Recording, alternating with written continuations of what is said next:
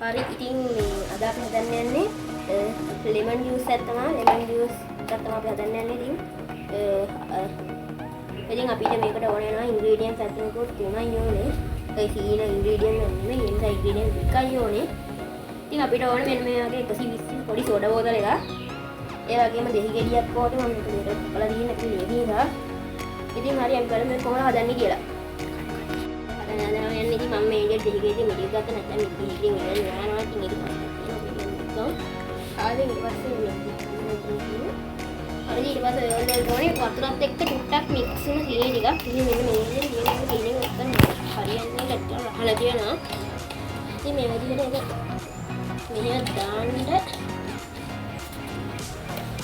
මේ ලයිම් වතුරකට ඔක්කොම දාන්න. හරි මේකට මික්ස් කරන්න. ඊළඟට මේ විදිහට සෝඩා එක අරගෙන ඉතින් මේ විදිහට සෝඩා එක ගන්නවල මේ සෝඩා එකේ සැර ගිහිල්ලා ඉන්නේ.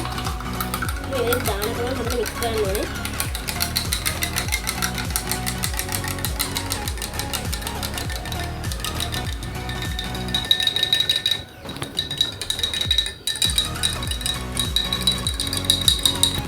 හරි ඉතින් අපි අද අපේ ඩිෂ් එක හදලා ඉවරයි. මේ තියෙන අද අපේ ඩිෂ් එක. ඉතින් මේකට ඔයගොල්ලන්ට තව කසකසයට ඇඩ් කරගන්න පුළුවන්. හරි ඉතින්